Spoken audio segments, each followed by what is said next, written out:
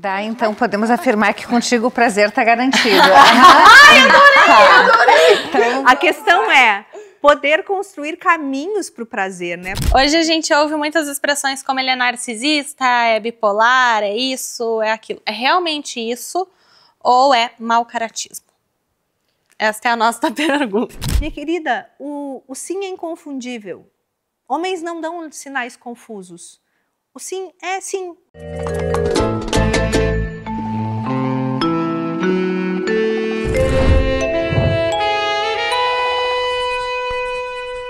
Bem-vindo a mais um Entre Linhas. Hoje a nossa convidada é a Daiane Croda. Ela é psicóloga, terapeuta sexual e psicóloga de casais ou terapeuta de casais? Tanto faz. Ela é a nossa convidada de hoje. Com vocês, então, Daiane Croda. Ai, que alegria estar com vocês. O papo já começou animado aqui nos bastidores. Então, acredito que a noite promete. Vai ser sensacional, porque eu já tive o prazer de estar na companhia da Dai e já participei de palestras dela também. Então, a gente tem umas perguntas bem legais aqui que vocês mandaram para nós. Então, tá bem legal essa interação. E primeiro, Dai, a gente estava conversando aqui e realmente acho que é legal explicar essa questão. Qual é a diferença de uma terapeuta sexual e uma sexóloga? Acho que muito a questão da formação, né? Eu sou psicóloga de base, fiz especialização em clínica, depois especialização em terapia de casal, em terapia de família. Então, tem essa abordagem super ampla, né, sobre o ser humano, né? Depois, psicotraumatologia e a busca por terapia sexual específica, mas tem a relação com realmente não ficar numa sexualidade ampla, né? Ou em coisas muito clichês de dicas básicas, mas sim de entender o real funcionamento do ciclo de resposta sexual, dos problemas sexuais que realmente acometem as pessoas, com soluções mais práticas e estruturadas, baseadas em neurociência, em psicotraumatologia, em uma construção muito mais sólida, científica, né? Então, sexólogo muitas vezes é alguém que vai lá e fez um curso sobre questões gerais de sexualidade, né? Então, é uma construção através de um raciocínio clínico que olha para a sexualidade e que nessa formação envolvia mais entender de fisiologia, de anatomia, de questões muito mais consistentes para realmente trazer uma questão resolutiva para as dificuldades sexuais que acometem muitas pessoas. Dá, então podemos afirmar que contigo o prazer está garantido. Ai, adorei! Então, a questão é poder construir caminhos para o prazer, né? Porque talvez o erro mais comum é a gente acreditar que sexo é uma coisa natural, simples e que vai acontecendo. Não, o sexo também precisa de estudo, de conhecimento, Hoje a gente tem, né, tanta informação disponível a respeito de anatomia, fisiologia, funcionamento, e acho que usamos pouco, né? Então, eu digo, os caminhos do prazer precisam ser descobertos, e papos como esse podem, com certeza, nos dar alguns atalhos para que a gente possa chegar nela. Ela é maravilhosa! Daí, quais os problemas que mais chegam no consultório, que mais acometem as pessoas? Olha, disparado, falta de desejo, né? E hoje, eu trabalho em clínica, vai fazer mais de 20 anos, né? Com terapia de casal específica, uns 18, e com terapia sexual, pelo menos uns 10. Então, sempre sexualidade permeou, né? Mas então com mais questões mais práticas disso, né? E me intitulando assim, né? Que também para os psicólogos é uma quebra de tabu, porque parece que dentro do mundo de terapias as pessoas são um tanto assexuadas, né? Não se fala sobre sexo. Então é uma pervertida.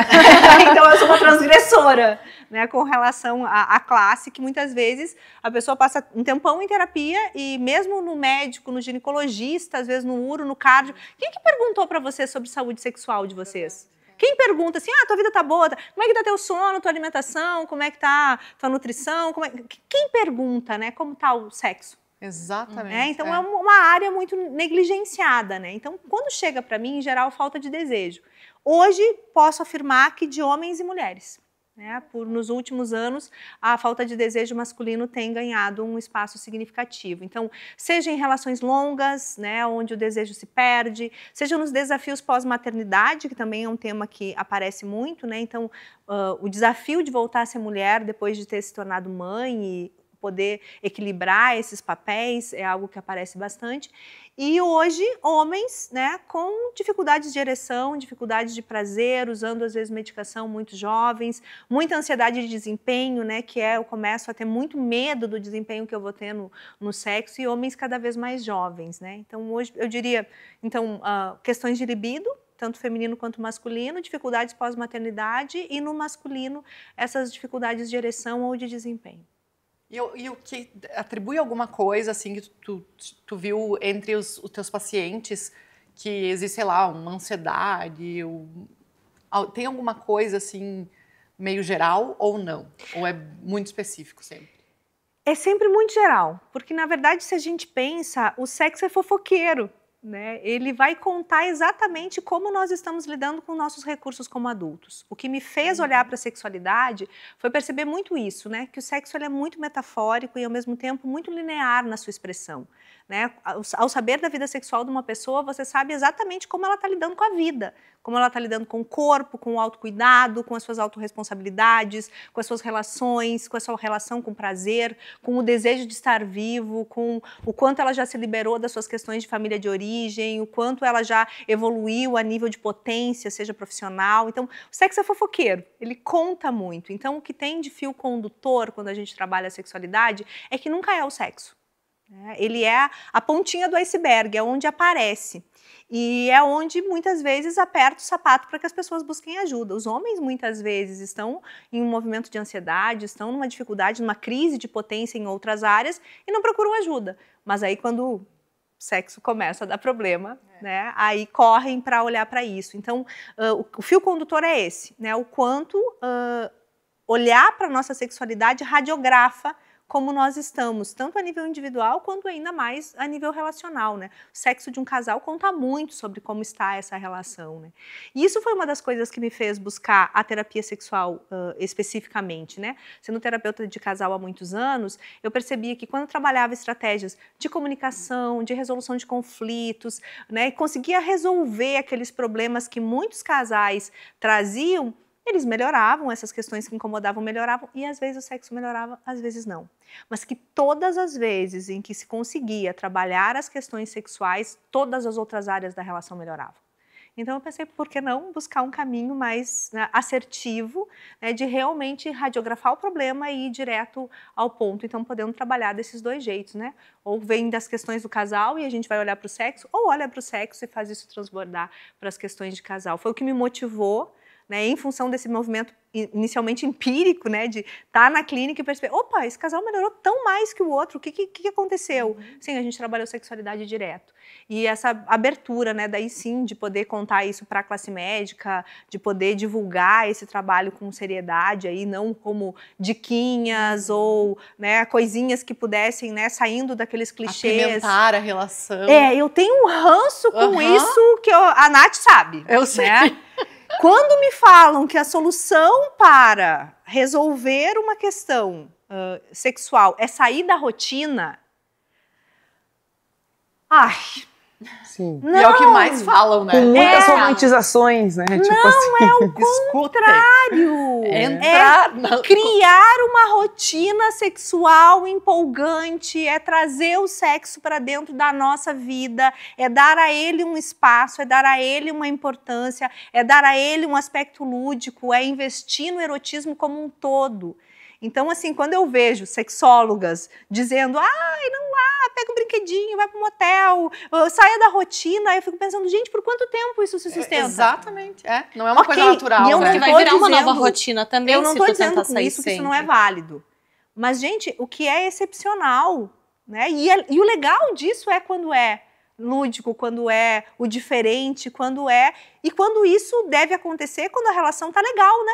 Exatamente. Que isso tem uma vontade. Agora, eu pergunto para vocês aqui, quem tentou fazer alguma dessas coisas artificialmente que realmente funcionou? Que muitas vezes à noite acabou em frustração, né? Trouxe, sei lá, então uma lingerie mega diferente. Não, é quando tu tá super bem. Essas coisas funcionam quando a gente está no movimento mais de celebração, de curtição, de transbordar, né? Então, um ranço muito grande que eu tenho. Sexualidade saudável não precisa sair da rotina, ela precisa ser rotina. né? O beijo na boca tem que ser a rotina. Sexo é fundamental, né? Eu acho vital. Sexo é vital, né? Eu acho que é o tempero da relação. Por aí tu vê. Se a coisa vai fluir ou não, eu acho. Eu acho que o tempero é tipo, não é tempero de temperar, é o tempero para te ver o termômetro, isso, termômetro, isso. Olha, eu sou um pouco mais radical com relação a isso. Amor sem sexo, amizade. Exatamente. Essa é uma pergunta daí que surgiu na nossa caixinha. Existe amor sem desejo ou isso é amizade? Ou para você realmente amar alguém, o desejo tem que permanecer? Surgiu na nossa caixinha, inclusive. Primeira coisa, são questões muito de visão de mundo, né? Uma vez amado, sempre amado. Né? Então, sim, nós podemos ter relações onde a gente teve um despertar da paixão, onde a gente teve uma conexão sexual e aquele casal se formou, né? E realmente pôde compactuar e construir isso. E a gente tem o amor eros, se a gente for um pouco para a mitologia, que é esse amor erótico.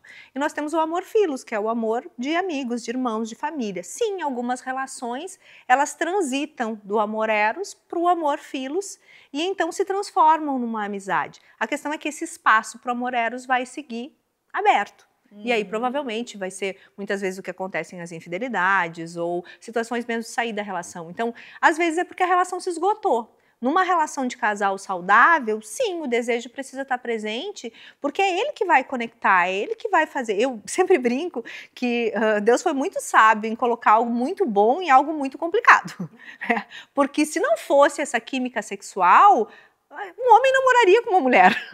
Um homem não suportaria TPM. Exatamente. Um homem não, e nós talvez não conseguiríamos lidar também com as praticidades do mundo masculino, né? Então existe uma força conectiva que vai fazer com que todas essas outras diferenças, né, de gênero, ou mesmo em casais homas, diferenças pessoais e de polos, de polaridade de potência, para que isso se equilibre. O sexo é um grande equilibrador.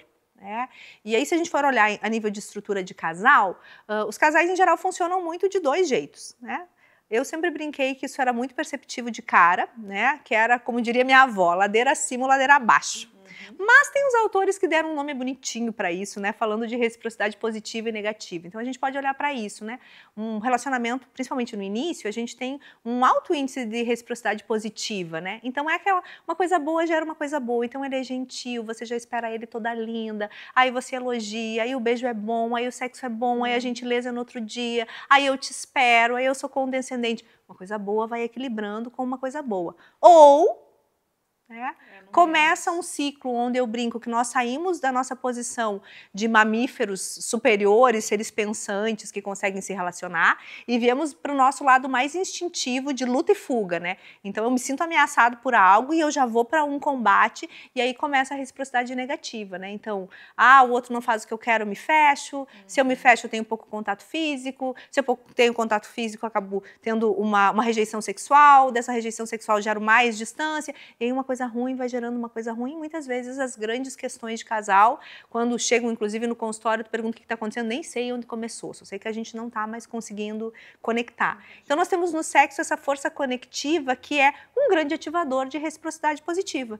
Então, daqui a pouco, quando eu conecto, né, beijo, abraço, transo, quer dizer, todas as outras coisas se equilibram um tanto e eu tenho chance de começar de novo esse ciclo positivo. Então, muitas vezes, quem vai chegar no meu consultório vai dizer, não, a gente quer resolver todas as questões. E eu, escuta, vamos parar um pouquinho, vamos lembrar. Vamos lembrar o que conectou vocês, vamos lembrar de olhar no olho, vamos lembrar de sentir o cheiro, vamos ver se isso ainda faz sentido. Porque se isso faz sentido, a gente vai ter força para resolver os outros conflitos. Mas se isso não fizer mais sentido, aí é muito provável que a gente vai ficar discutindo o sexo dos anjos, apontando o dedo, fazendo debate, o que nada vai funcionar. Tanto por isso que os meus métodos de trabalho são extremamente pontuais, né? Trabalho tanto individual quanto casal, com sessão única, uma sessão, olhamos, criamos uma estratégia e foi, ou planos de 4 sessões, individual, ou mesmo casal, uma junto, uma separado cada um e outra junto, fechamos uma estratégia e gol. Então o sexo pode resolver outros problemas na relação e outros problemas não podem ser resolvidos sem resolver o sexo. E simples assim, né? E parem para sentir, né? O que acontece, você está numa discussão acalorada, né? Um homem mais potente chega e te agarra e te dá um beijão na boca. Ai, gente, que saudade. Zerou a cabeça. Zerou a cabeça. Resetou. Dá uma resetada. E a questão é que nós, mulheres, somos compliquentas, né? A gente gosta de ficar, né?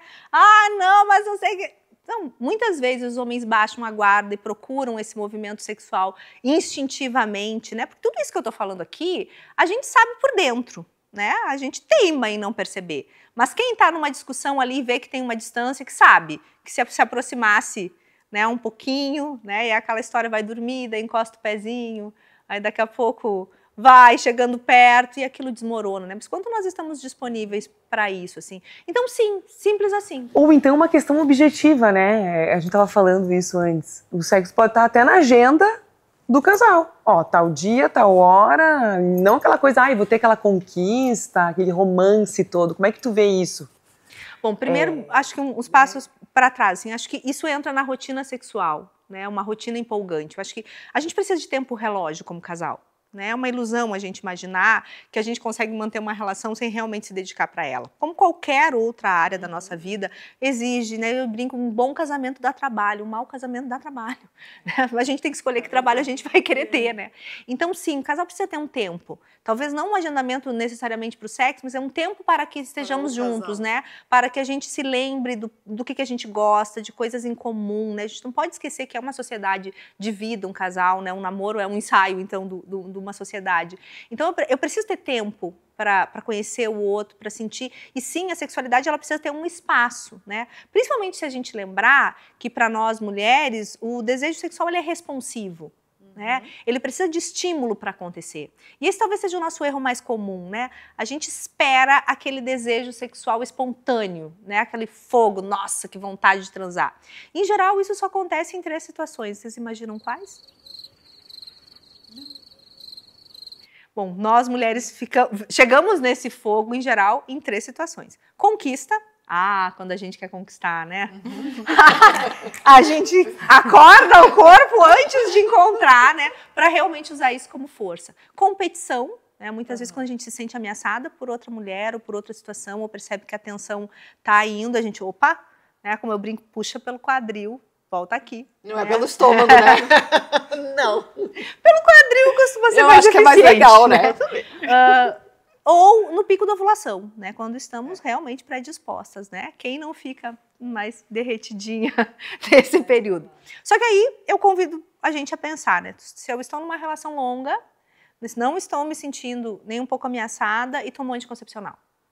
Quando é que esse desejo vai aparecer? Que é a maioria, né? Que é a maioria da população. Né?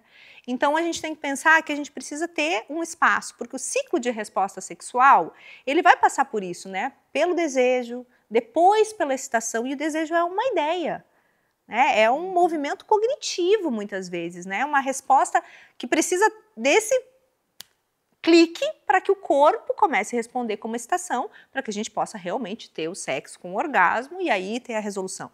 Para os homens esse ciclo é muito linear. Né? E quanto muito jovens, eles são coladinhos, né? Às vezes ele vai perceber que está com desejo, já está com ereção, já está a milhão. E muitas vezes, com o passar da idade, esse é um tipo de paciente que eu atendo bastante, que é os homens de 40, 45, 50, 55, 60, que de uma hora para outra esse ciclo fica mais espaçado. Entende? Eu tenho desejo, mas eu não tenho uma resposta tão rápida de ereção. Ou eu começo a ter uma ereção e eu não tenho uma resposta tão rápida de ejaculação, de orgasmo.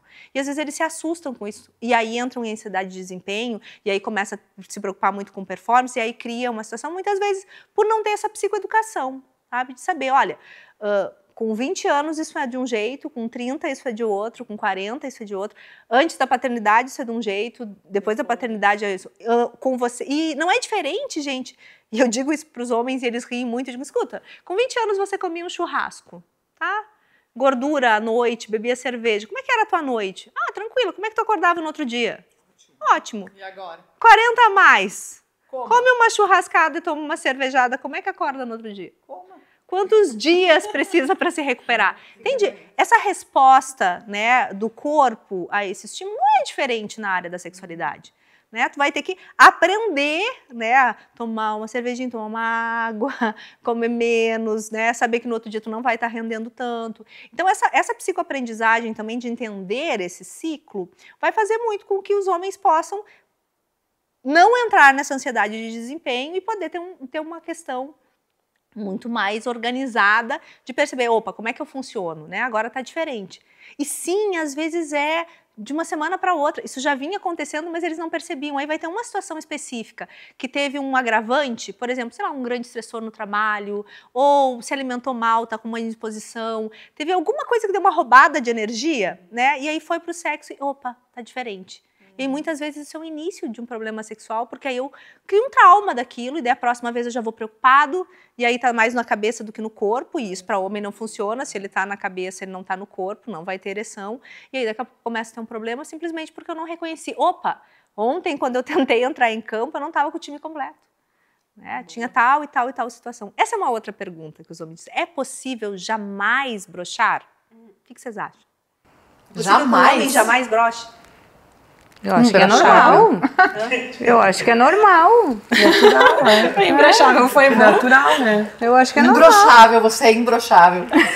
E é um novo elogio, assim, sabe? Nossa, você é tão imbrochável. Nossa, esse é elogio. Esse imbrochável? Não.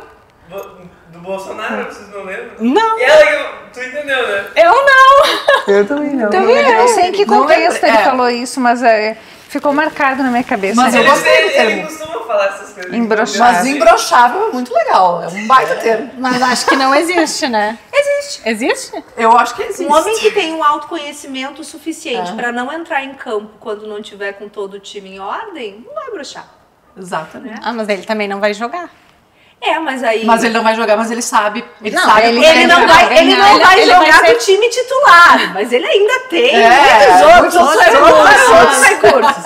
Isso não Bom significa ponto, bom que o sexo esteja, né, invalidado, né? Nós mulheres temos uma multiplicidade de potências de prazer e os homens são dotados de muitos recursos, né? Então, o imbrochável é aquele que não vai entrar em campo se o time não estiver completo, mas que vai recrutar, então, times reservas, vai recrutar, né? Mas não vai deixar de jogar, né? Então, sim, e à medida que esse autoconhecimento, né, que é outra questão importante, né? Autoconhecimento sexual. Né? A gente fala de autoconhecimento de tanta coisa, né? E aí parece que o conhecimento sexual é saber se tocar ou saber o caminho do orgasmo. É tão maior que isso, né? É saber como o meu corpo fica disponível, quais são as coisas que me acionam. Eu funciono melhor de manhã, de tarde, de noite? Em que contextos? Né? Qual é o início de interação que mais me interessa? O que desperta meu desejo de cara e o que é uma construção? E assim, muitas vezes o casal se queixa disso, mas nem a própria pessoa sabe. Aí eu brinco, legal, você quer que a pessoa encontre o caminho, nem você sabe o mapa, nem você foi até lá, né? E acho que essa é uma parte de responsabilidade muito feminina, né? Porque os homens, né, todo homem nasce com ejaculação precoce, né? Todo homem precisa aprender a lidar com o seu órgão, a aprender o seu ritmo, né? Eles têm uma necessidade fisiológica, né, de domar esse cavalo selvagem e conseguir aprender a lidar com ele. Então isso se obriga a ter um autoconhecimento que vai, né, em geral, muito maior. Nós mulheres, em geral, não, né? A gente fica lá, bela adormecida, esperando o príncipe encantado que descubra os pontos, esperando que o outro te leve em algum lugar que nem você foi, né? Com essa irresponsabilidade, às vezes, de até poder saber quais são as coisas que te despertam, né? Esse desejo responsivo, ele nos traz essa autorresponsabilidade de saber, o que me aciona? O que eu preciso para entrar nesse clima de disponibilidade? Porque esse talvez seja o nosso maior erro como mulheres, né? A gente barra o sexo esperando o desejo espontâneo antes de dar qualquer estímulo, né? E aí vamos para os clichês, assim, tá lá na pia lavando a louça, o queridão chega e te abraça. Ai, não, agora não. Aí o cara te toca numa parte mais íntima, tira a mão. Quem é que tá tocando? É o porteiro? Exatamente, é o teu marido. Essa pessoa não devia ser a pessoa que tem acesso ao teu corpo, não é a pessoa com que tem mais intimidade. Porque é um toque, né? Nós ainda estamos com os nossos mandados infantis lá da nossa mãe, não deixa ele passar a mão em ti, não deixa ele fazer isso. Então, eu trabalho muito isso com os casais, assim, a partir do momento que eu tenho intimidade, o meu corpo deveria ser uma fonte acessível para o toque do outro. E eu devia, em vez de reprimir, eu experimento antes. Tá bom, daqui a pouco, naquele momento, não é aquele toque que eu quero, e tá ótimo, eu não estou dizendo que nós temos que ter, né, livre demanda. Mas o que eu quero dizer é que muitas vezes a gente tem uma reação de negativar aquele movimento sem sequer parar e sentir. O brinco tá lá, a louça, deixa eu terminar a louça não vai fugir. Antes Exatamente, fugisse. Né? Porque muitas vezes aquele clima Coisa bem boa. maravilhoso ali, que poderia rolar de um jeito espontâneo, a gente corta, né? E aí o casal vai lá e vai escovar dente, e vai ajeitar. Daí foi. E vai não sei Daí o quê. bota um pijama, daí bota umas meias. Foi pra pia, foi pra pia. Não deu. Foi pra pia. E aí a gente corta muitos movimentos que poderiam ser naturais. Então, quando eu falo dessa rotina sexual, também é isso, né? Quando o outro aborda o meu corpo, como é que eu posso receber isso, né? Como a maior manifestação de carinho, de desejo. Em geral, tem muito essa questão, nós falamos tanto de liberdade feminina, mas eu questiono o quanto nós somos livres, né? Nesse sentido de o outro chegar e me tocar e eu poder usufruir daquele toque, né? Usufruir daquele movimento. Pá, disso aqui, o que vem? Desse toque vem desejo ou não vem? Pode ser que não venha mesmo, Pode né? ser que não de venha. repente é um sinal de alerta. Ou mesmo assim, daquele dia. Daqui a pouco, né, começa uma abordagem sexual. Olha para o teu parceiro e diz, hoje eu preciso de colo mesmo. Hoje eu quero deitar no teu colo, deitar no teu peito e ficar. E assim, os homens são muito disponíveis nesse sentido. Se a gente consegue traduzir, olha, é isso que eu preciso, tá, então tá, vem cá.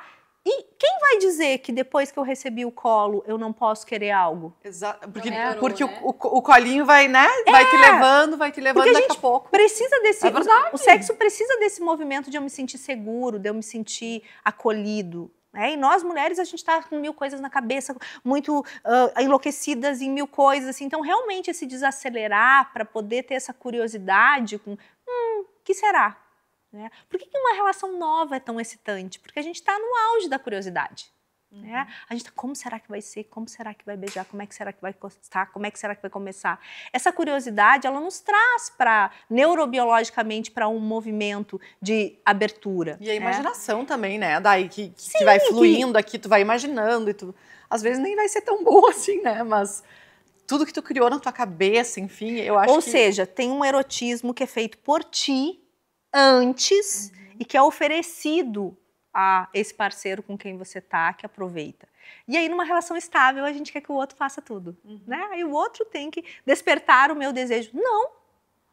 Somos responsáveis, né? Cada casal tem um tempo de conexão sexual pós-sexo em que o sexo fica muito facilitado. E vocês todas mulheres sabem do que eu tô falando, né? Porque sexo é algo biológico. Quanto mais a gente faz, mais a gente quer fazer. Quanto menos a gente fizer, menos a gente quer. O nosso corpo é econômico.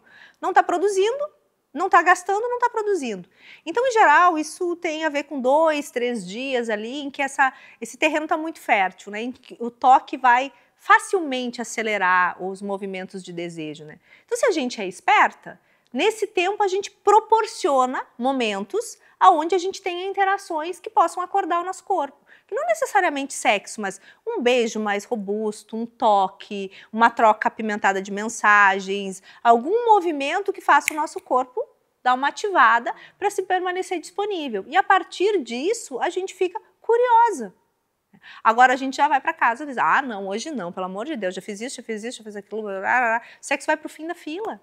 Né, se torna a tarefa, mais uma tarefa sem se tornar um recurso. Isso eu acho que é o que mais nós temos que aprender com os homens, né? Usar o sexo como recurso.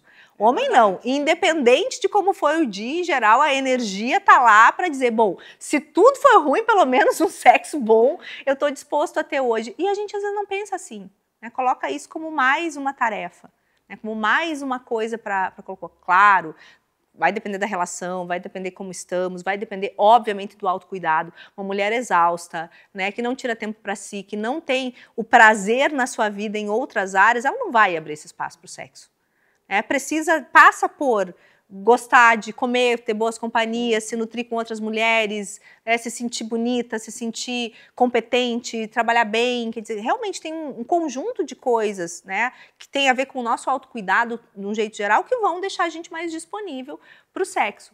Mas, em geral, nós somos irresponsáveis com isso, né? A gente vai negligenciando e aí isso começam negativas sexuais e aí o parceiro já fica ressentido, aí já cronifica, às vezes, algumas abordagens de negatividade e a gente não se dá conta. Eu que atendo muitos pacientes homens, vocês não imaginam a dor que é uma rejeição sexual. Eu acho que deve ser, para o homem principalmente, né? porque eu acho que, não sei, daí posso estar... Eu acho que deve doer pros dois. Não, pros dois, mas eu acho que pro homem dói muito, justamente por ele ser mais racional nesse sentido. Acho que a mulher tem várias coisas que envolvem, mas o homem, muito da potência dele, ele É medida por é isso. medido pelo sexo. Da masculinidade, Exato, né? da potência, né? E não só por isso, se a gente pensar, a grande maioria dos homens tem como linguagem de amor toque físico, né? Uma coisa que eu escutei uma vez, Dai, era algo assim, que a mulher foi deitar com o seu marido e começou a fazer carinho nele, e ele foi partir pro jogo, e ela disse assim, toda vez não sei o quê, tu só quer sexo, tu não sabe me dar carinho e não sei o quê. E em uma aula que eu tava, eu acho, falando sobre o assunto psicológico da coisa, e foi falado assim que muitas vezes a forma do homem demonstrar carinho e amor é pelo sexo. Sem sombra de dúvida. E até porque, gente, são reações involuntárias. Uma ereção, ela é espontânea, né? Ela acontece. E eu até brinco, a gente devia olhar para as ereções como salva de palmas. Porque, gente, um eu te amo pode ser falso, mas isso Uma é ereção. sempre sincero.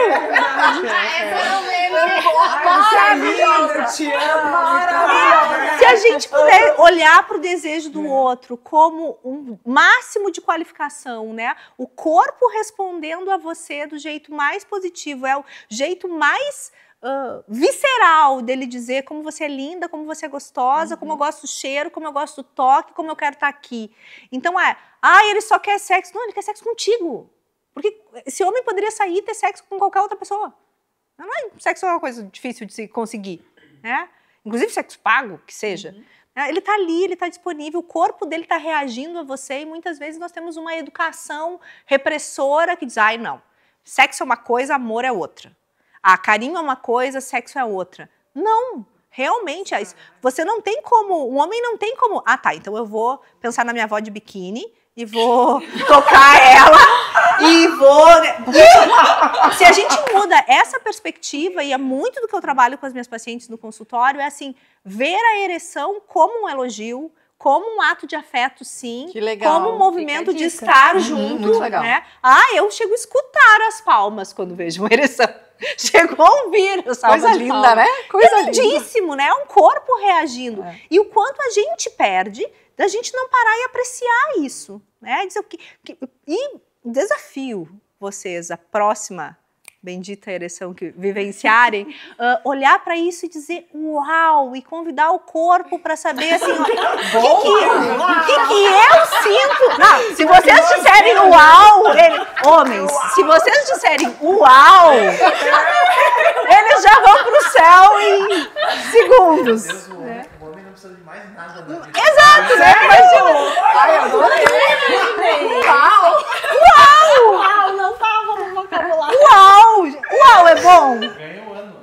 Imagina o cara chega pra ti. O resto da vida é o Champions League. Uau!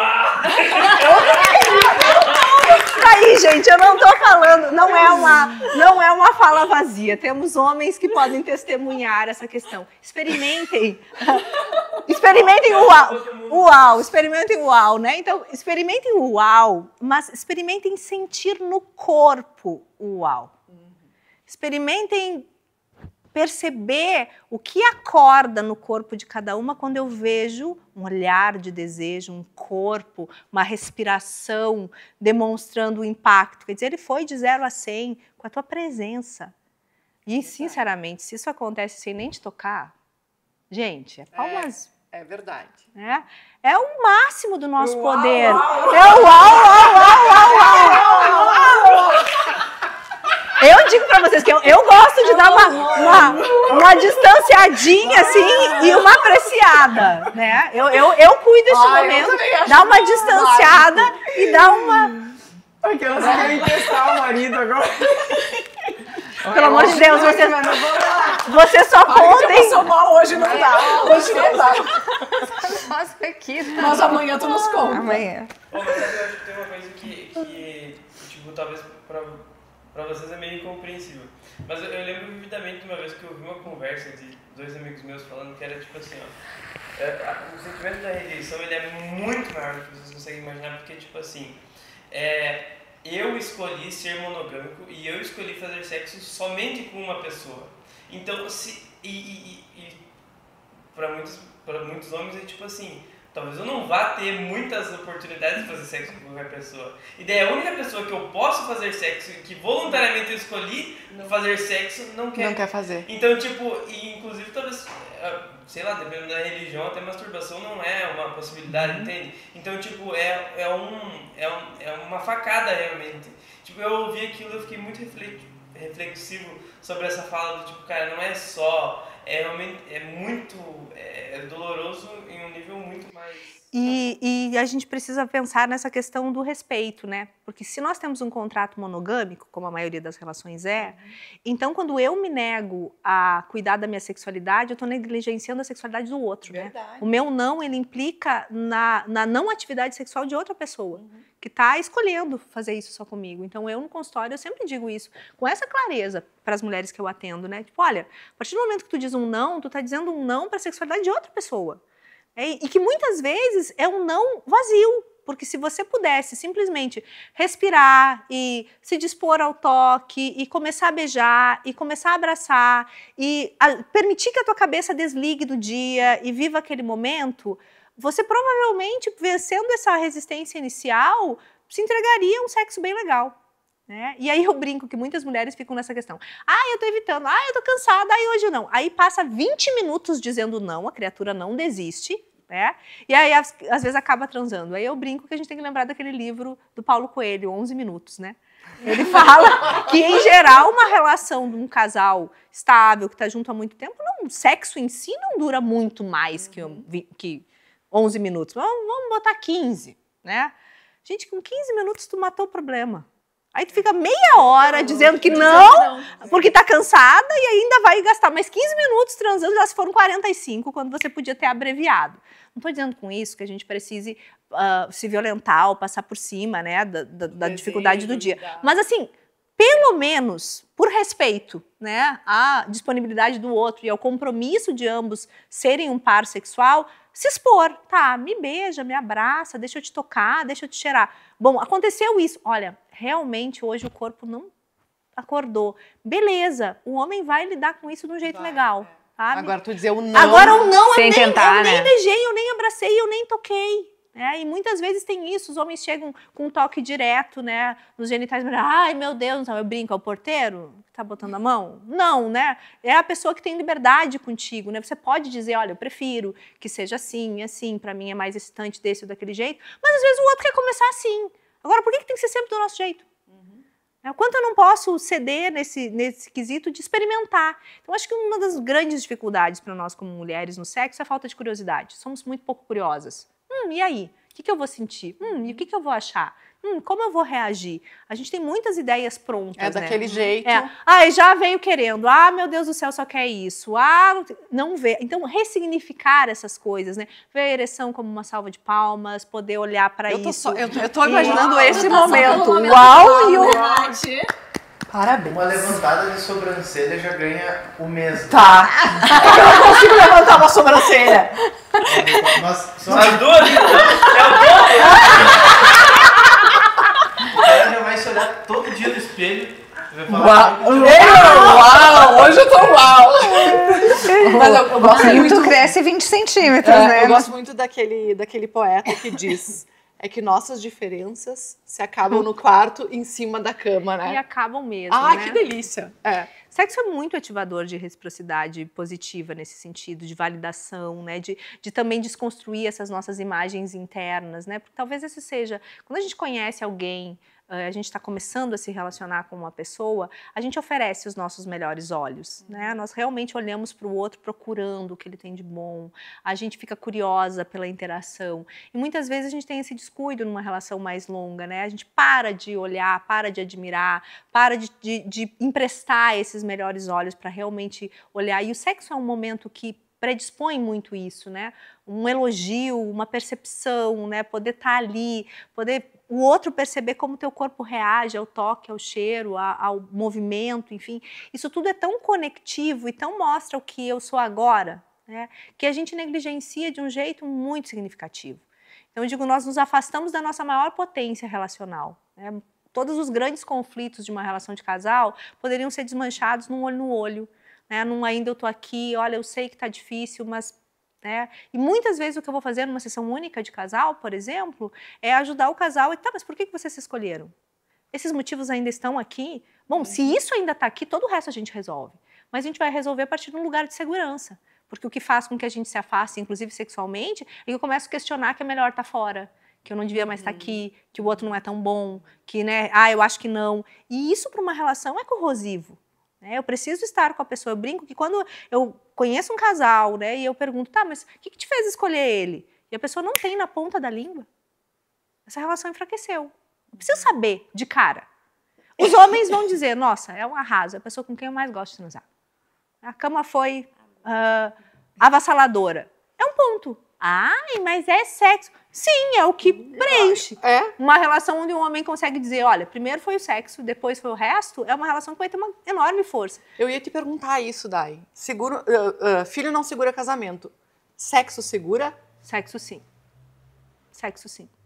Em geral, um casal que tem uma sexualidade muito legal, ele vai evoluir na questão de resolução de conflitos. Ele vai tentar com muito mais... Claro que quando os objetivos de vida, né, a estrutura do que ambos querem para a vida ficar muito diferente, isso vai refletir no sexo.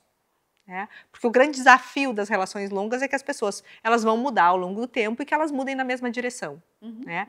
E, bom, se a gente for pensar, temos um tempo em que a gente vai conseguindo muitas vezes coexistir numa relação, querendo coisas parecidas. Então, quando os objetivos de vida, o estilo de vida de cada um já não é mais compatível, isso vai aparecer no sexo. O sexo vai começar a desencaixar também. Então, o que eu vejo é, sim, enquanto o sexo tá bom, é sinal que tem muito encaixe. Quando ele começa a ficar ruim, é muito provável que o desencaixe começou, ele é uma porta para que a gente se resolva, né? Mas ele talvez não segure só nessa situação, quando os objetivos de vida... E hoje a gente vê muito isso, né? Alguém começa um projeto fit, tá bem, e o outro resolve envelhecer. O casal vai romper. Mas pode ter uma exceção nisso? Por exemplo... Sempre pode, né? De o relacionamento em si não estar bem, mas o sexo continuar bom? Talvez aí é um casal teimoso, né? É aquele casal que consegue encontrar... Já tive um relacionamento teimoso, então. Consegue encontrar uma potência, né? Mas quer do seu jeito. Talvez aí a minha explicação para isso é... quando uma relação de casal, ela tem um objetivo que não é poético, né? Que é um objetivo de preservação de espécie. E em dois sentidos. Primeiramente, descendentes mais fortes. E depois que a gente tenha questões que viabilizem uma vida longa a dois. Isso a gente pode ver muito a nível de neurociência e de fisiologia, né?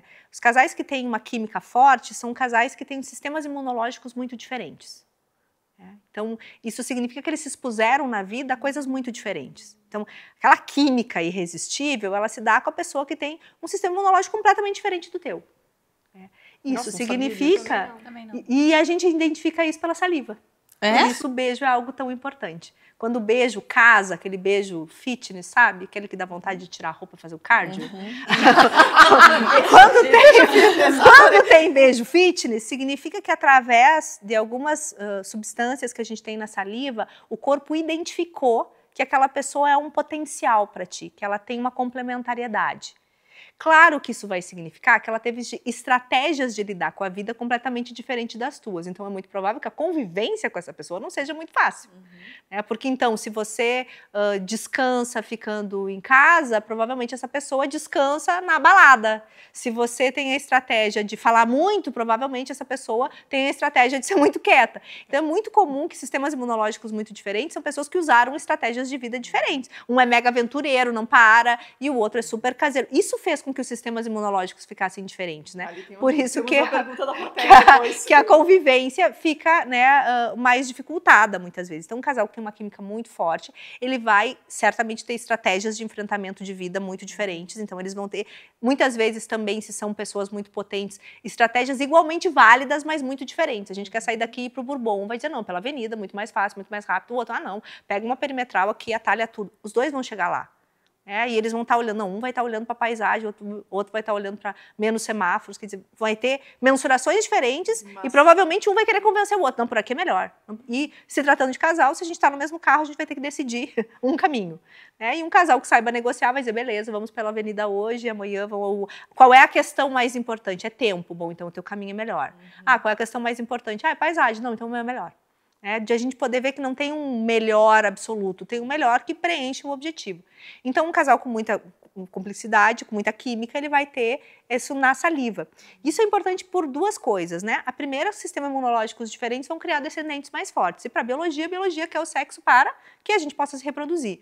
Então, se você tem lá uma série de sistemas de defesa para rubéola, o outro tem para, sei lá, cachumba, a criança é mais forte. Mas tem uma segunda questão que a gente negligencia e que agora no Covid ficou muito evidenciada. Pessoas com sistemas imunológicos muito diferentes não vão adoecer ao mesmo tempo.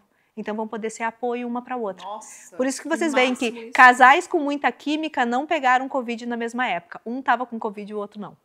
Ou pegou e dali o outro foi pegar dali 2 semanas, né?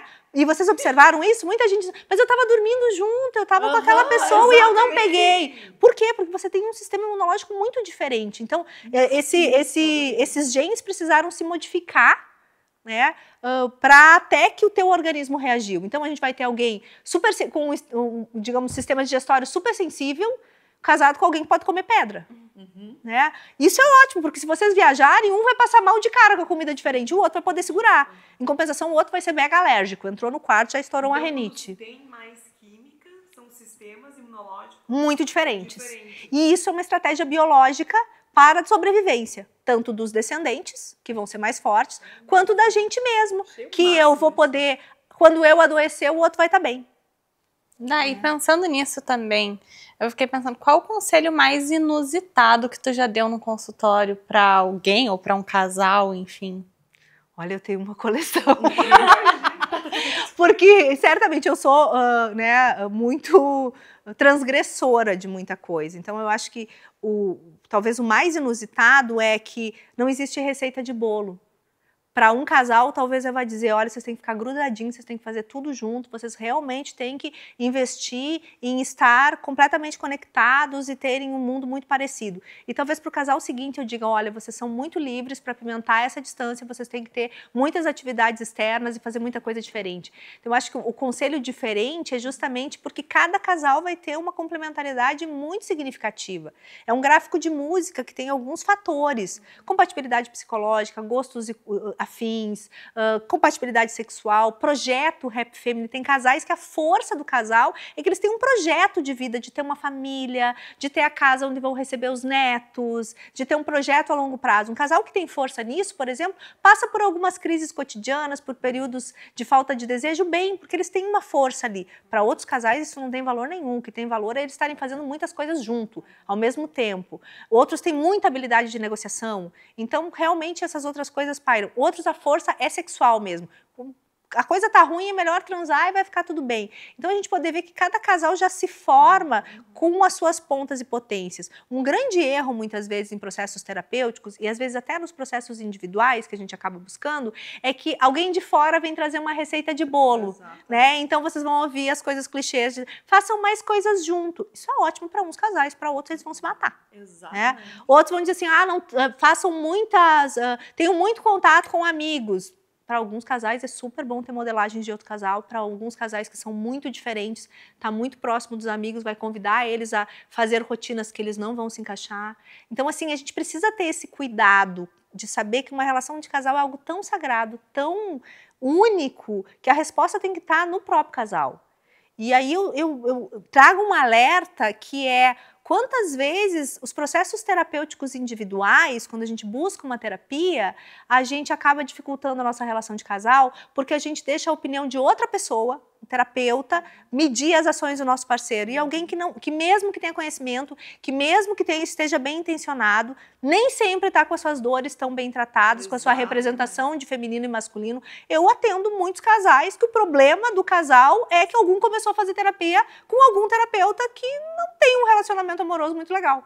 E que começou a trazer essas imagens internas. E hoje, nesse momento de empoderamento, de que tudo é, né, uma agressão, de que tudo é uma submissão, muitas vezes essas imagens internas de outra pessoa, sabe, que um apelido que para aquele casal é carinhoso, uma pessoa ouve de fora e diz, nossa, Nath, tu deixa ele te chamar assim.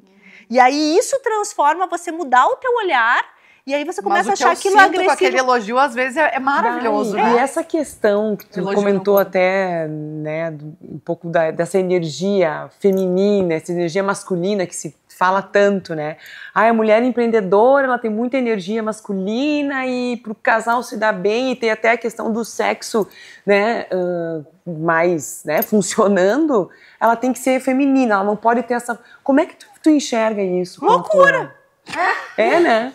Eu enxergo loucura. Não, porque mas é verdade. Eu sou uma mulher bem empreendedora e eu não tenho problema com... Às vezes eu tenho que ser mais feminina. Mas é que eu não sei. Porque tem coisas que são nossas também, né? Eu sei. Tem que ser mais feminina. Eu acho que é muito regra, né? Eu acho que é muita regra, né, Dai? Assim. Essa é uma loucura atual em que a gente quer botar tudo, reduzir tudo a uma receita de bolo. Né? Então, o que a gente tem é... sim, temos questões biológicas, né? Nós mulheres temos uma necessidade de ser mais receptivas e os homens de serem mais ativos. Sim, quando a mulher invade muitos espaços, ela invalida um tanto. Muitos dos problemas sexuais de dificuldades masculinas têm a ver com essa invalidação, que a mulher às vezes nem percebe, né? Ela começa a desqualificar o outro, ela começa a medir potência. Então, acho que não é de todo... Quando eu digo loucura, é só dizer assim que existe só um jeito de ser mulher, né? Que é ser meiga, recatada do lar. Não, né? Não. Existem muitos jeitos de ser mulher. E o homem que te escolheu, ele te escolheu por um conjunto de características únicas. E daqui a pouco, se tu mudar, ele não vai querer, ele não vai mais gostar. Verdade. Então, eu acho que essa ideia de que eu posso ter um polo muito masculino no trabalho e ser muito ativo, e eu posso ser muito receptiva em casa. Também não significa que a gente transite, né, que eu não possa ter isso. Acho que a grande questão é quando isso vira um estereótipo, um padrão. Né, eu tenho que ser assim, né? Eu tenho que ser feminina e receptiva. Mas se você parar para pensar, você não é? Agora, do teu jeito, o que é ser receptiva para ti? E assim, a gente tem que aprender a se mover pelos efeitos. Né? Então, eu sou assim, meu sexo tá legal, minha relação tá legal, foda-se conceitos. Agora, não, eu tô sendo uma mulher super feminina, receptiva, e meu marido tá distante, meu trabalho tá ruim. Que lógica. A gente se mover por efeitos mesmo. Então, a gente não vai mexer naquilo que tá bom. Tá funcionando? Tem homens que têm uma potência mais feminina de esperarem um comando. Também a gente não pode esquecer que são capacidades cognitivas. Quem vai ter a liderança de uma relação é quem tiver mais capacidade cognitiva. E às vezes numa relação é a mulher e às vezes é o homem. Né? Então isso também grita. Uma mulher que seja extremamente, com uma habilidade de resolver problemas muito maior, ela vai ter uma força mais ativa. E talvez o homem que escolheu essa mulher, ele sabe que ele precisa disso. Né? Um homem que não precisa disso não vai escolher essa mulher. Exatamente. Então, quando alguém me vem com essa ideia e às vezes busca um processo terapêutico, ou um coaching, ou uma mentoria, e quer se transformar em outra coisa, e aí começa a ter problema no casamento. Né? Por quê? Porque desencaixou um encaixe que funcionava. Então, esse é o cuidado que a gente tem que ter sempre que a gente procura ajuda. Uma boa ajuda, seja ela profissional, seja ela pessoal, ela nos aproxima das pessoas, ela melhora as nossas relações, ela faz com que a gente olhe o outro com mais carinho. Toda ajuda que não promover mais conexões não é uma boa ajuda.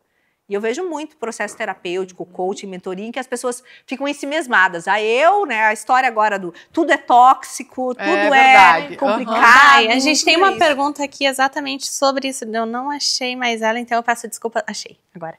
Eu peço desculpa se eu cortar uma parte, mas eu achei. Hoje a gente ouve muitas expressões como ele é narcisista, é bipolar, é isso, é aquilo. É realmente isso ou é mau caratismo? Esta é a nossa pergunta. A questão é muito melhor que eu acho que é mau caráter do que eu use que rótulos, ser. né? Eu vejo assim, essa divulgação equivocada de informações técnicas faz com que a gente crie rótulos e passe a se relacionar com essas imagens. Então, se eu tenho uma imagem, ele é narcisista, eu provavelmente vou ser combativa, né? E ele realmente vai precisar vir para esse lugar e dizer, não, só um pouquinho. E aí ele vai realmente responder de um jeito narcisista. Aí era tão mais legal quando a gente dizia que as pessoas eram chatas, né? Quando a gente dizia que as pessoas eram, babacas. Não, a gente precisa dizer que a pessoa era intensa, ou que a pessoa era teimosa. Não, agora a pessoa é bipolar, a pessoa é border. Mas é muito isso, né? Estereotipando todas as pessoas. E o que eu ouço assim, não, porque ele é narcisista. Eu tenho ouvido isso com tanta frequência e eu acho isso não temos tantos narcisistas no mundo. Gente, podem ficar tranquilos, assim.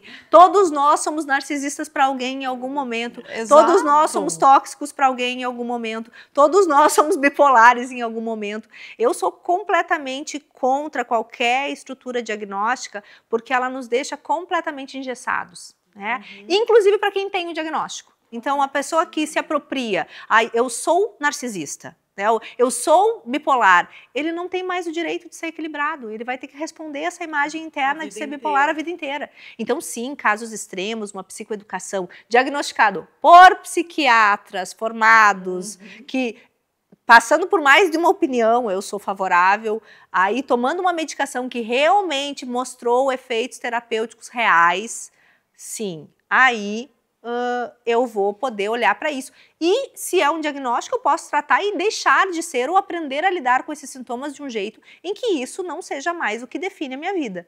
Então, é tão triste ver as pessoas indo para esses rótulos, né? E aí, assim, ele é narcisista? Não, ele só não te quer. Exato. Ele só não te quer. E tá tudo Entende? bem. E tá tudo bem, você não precisa agradar todo mundo, tem outro ali do lado maravilhoso que te quer. Entende? A gente não precisa inventar, né, catastrofizar ele ser cafajeste, ele ser narcisista, ele ser tóxico. Não bateu, não rolou, não aconteceu. Então, o que eu vejo é que isso parte de uma dor de rejeição em que a gente se defende com rótulos. Então, assim, para mim, muitas vezes no consultório vem, mas isso é... Minha querida, o sim é inconfundível. Homens não dão sinais confusos. O sim é sim. Todo o resto é não.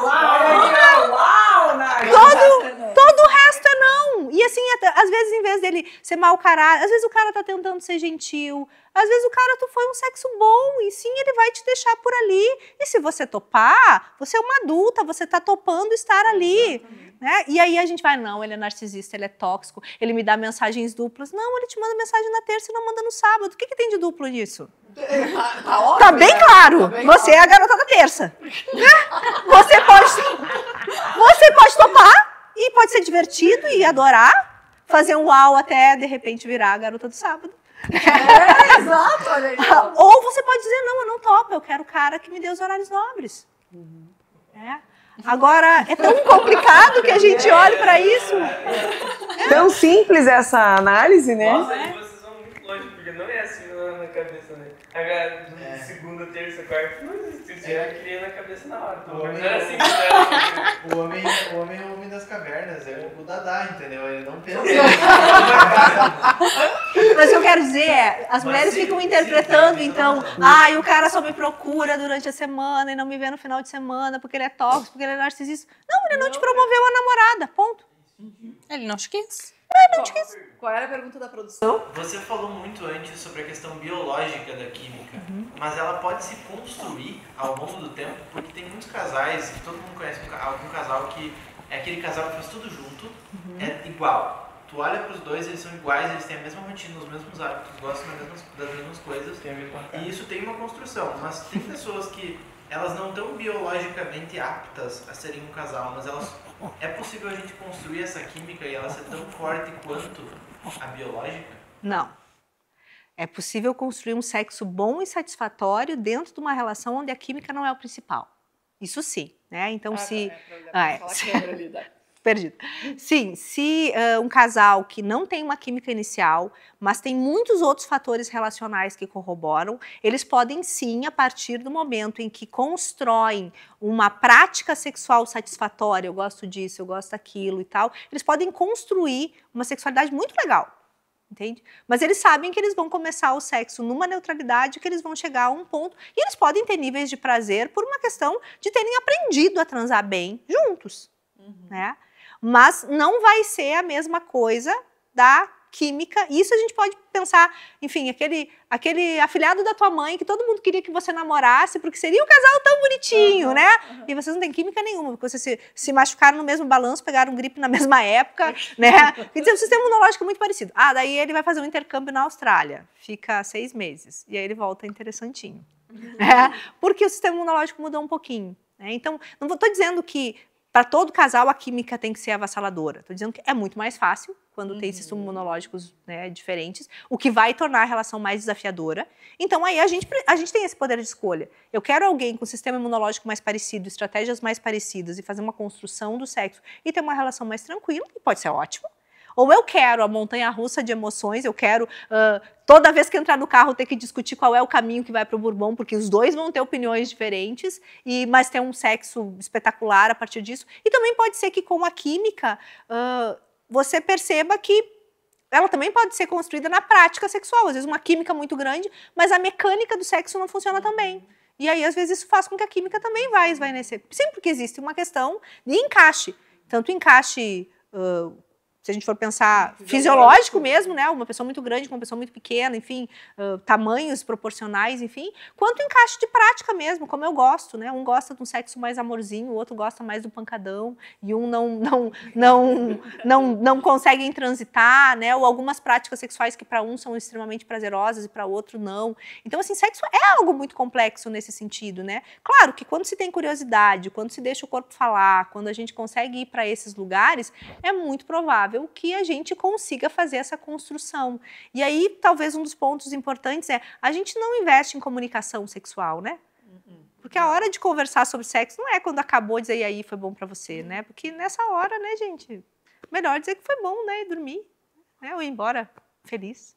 Não é a hora de se conversar sobre isso.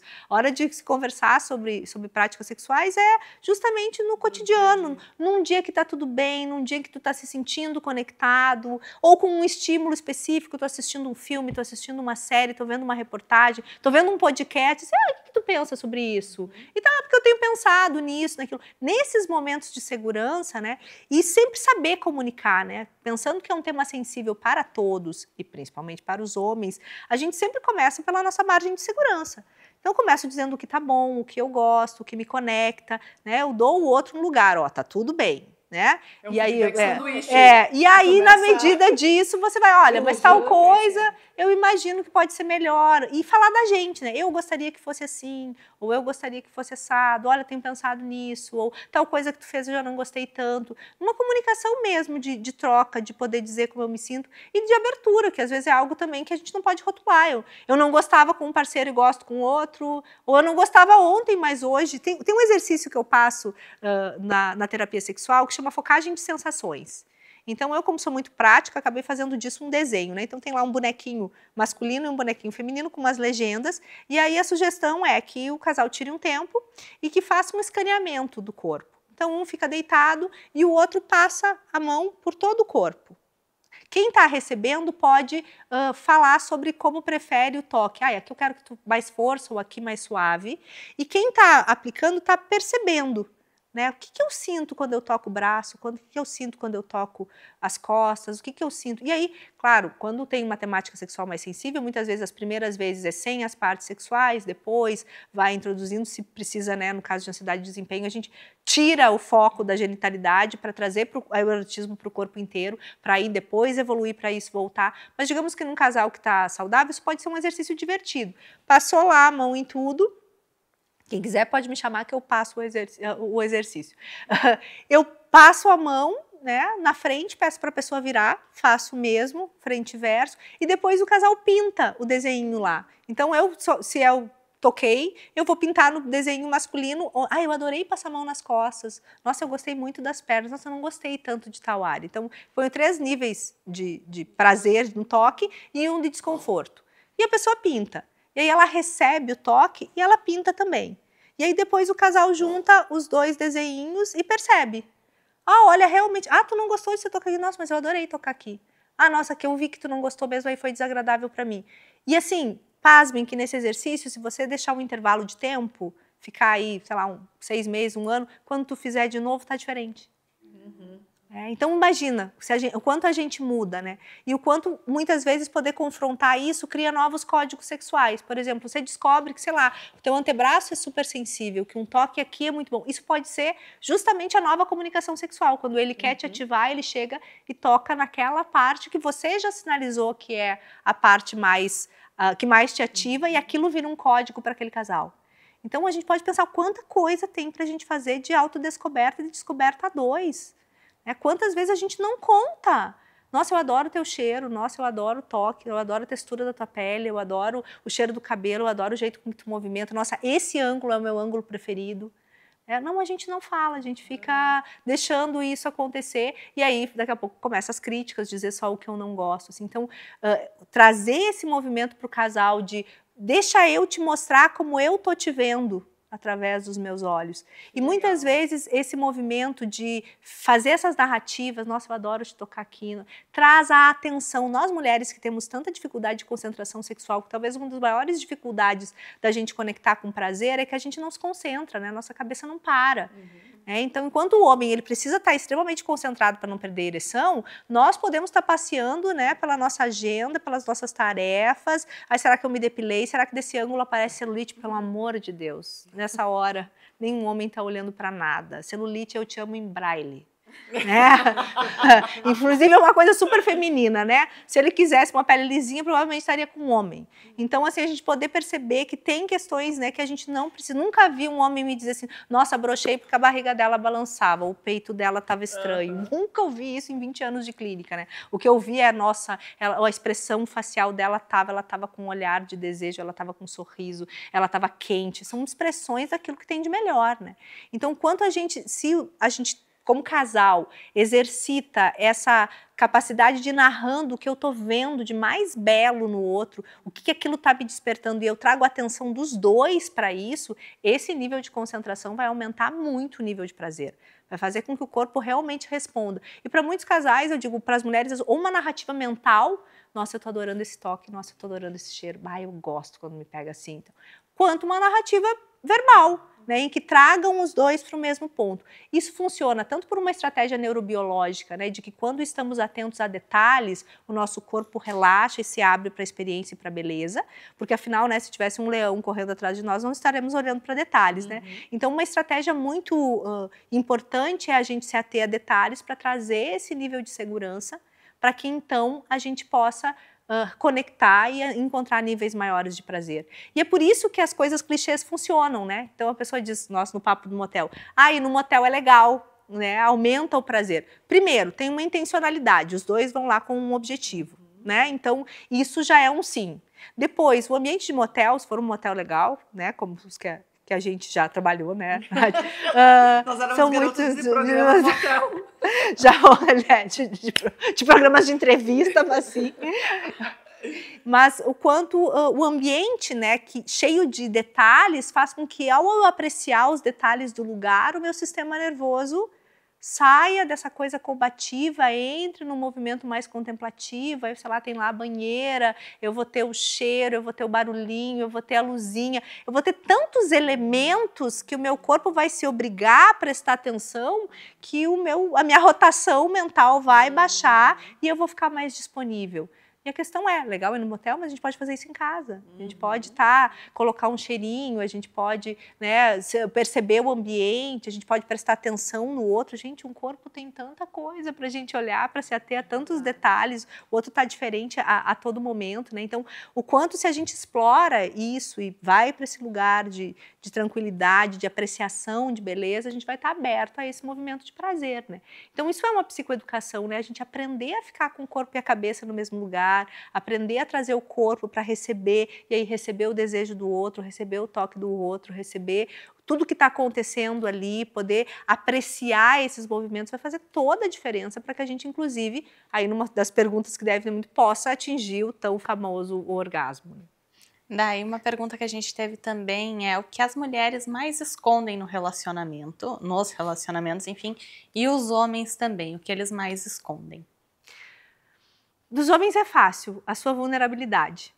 Né? O homem, nós temos essa cultura, né, do homem forte, do homem que dá conta de tudo, né? Então, para os homens é muito difícil expor uma vulnerabilidade, uma dor, uma rejeição, um trauma, né? Então, talvez a coisa que eles mais escondam seja realmente algo que dói, algo que fere, né? Então, os homens vão esconder vulnerabilidade.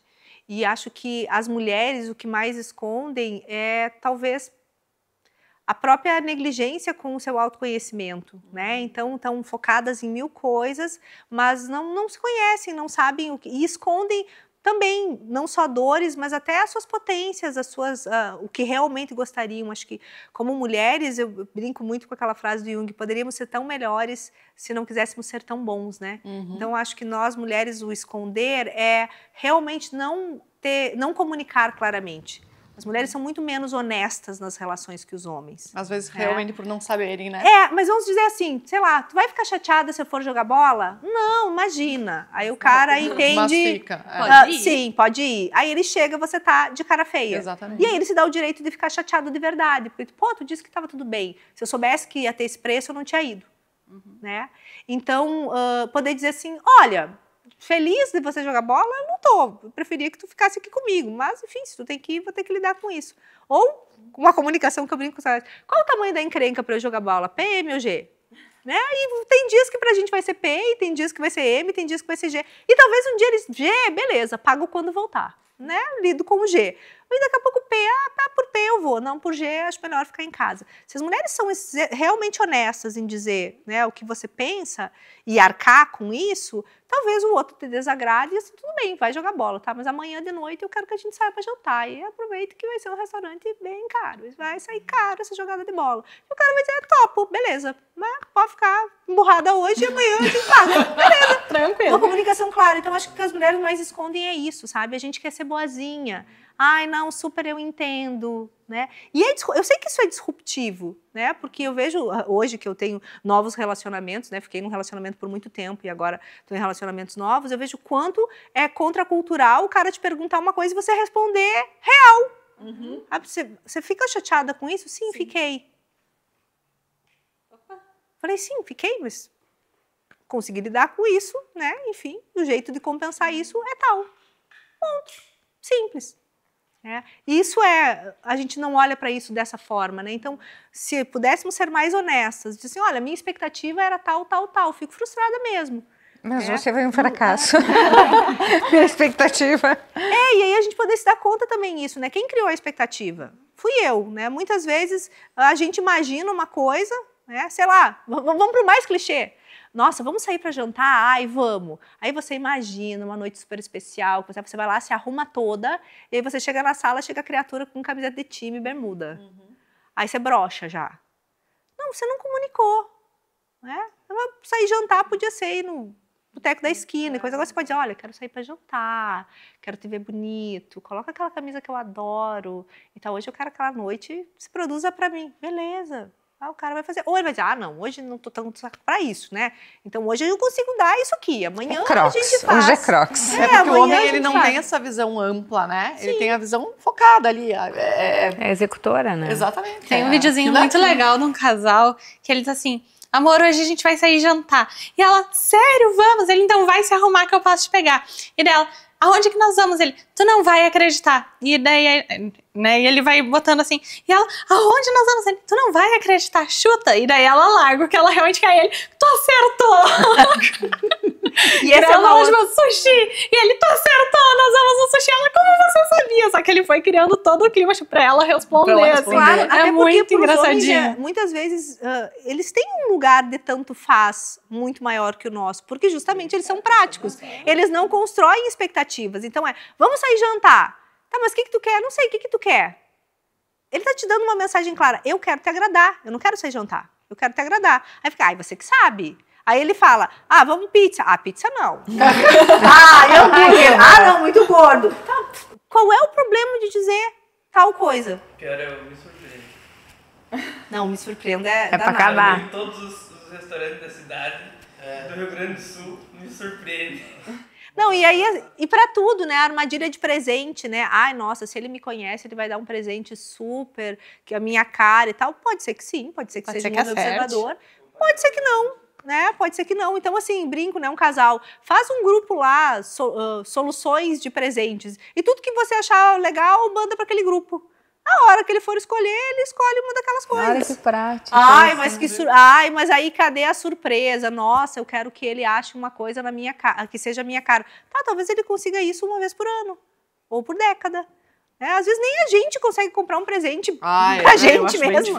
E sobre aquele livro, esses dias eu li aquele As 5 Linguagens do Amor. Tu acha que é bem por aí? Por exemplo, cada um tem uma linguagem mesmo? Tu nota isso no sem dúvida, nos teus atendimentos? A gente tem uma construção de relacionamentos baseados na nossa construção traumática. Né? Então, certamente, a nossa linguagem de amor ela é construída por aquilo que foi farto na nossa família ou escasso. Então, daqui a pouco eu aprendi a ter muito toque físico e essa é a minha linguagem de amor, e daqui a pouco faltou toque físico e essa é a minha linguagem de amor. Então, nós construímos através das nossas potências e das nossas dores.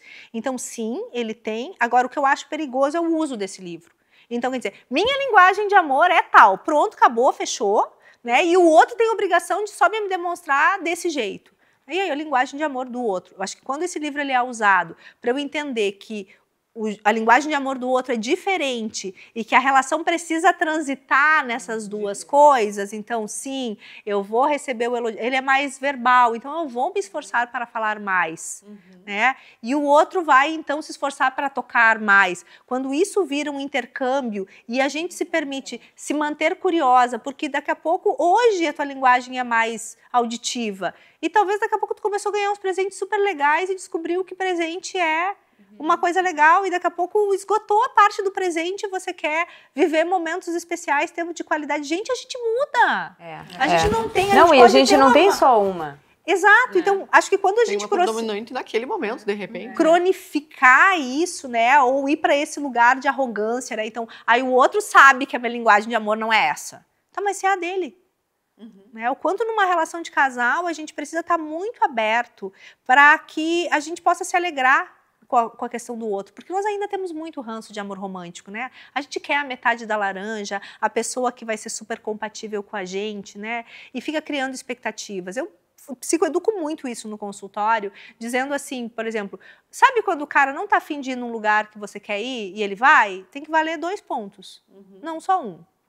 Agora, sei lá, você tá afim de... Você hoje tá super afim de sair e ver uma música ao vivo. A outra pessoa, eu hoje por mim eu ficava em casa. Se não tá afim de ir, então nem vá. Não, peraí, olha, eu gostaria de ir. Se o outro vai, rompe a sua barreira e faz, muitas vezes o outro não tá curtindo, mas você tá curtindo o show, o outro tá curtindo, você tá curtindo. E é uma delícia, né? Agora a gente vai para esses clichês. Não, se não for espontâneo o presente, eu nem quero. Se eu tiver que lembrar do Dia dos Namorados, nossa, agora logo já tem Dia dos Namorados, nossa, é semana do Dia dos Namorados, a anterior eu passo psicoeducando para que perguntem e a posterior eu fico lidando com as expectativas criadas que foram frustradas porque não foram faladas.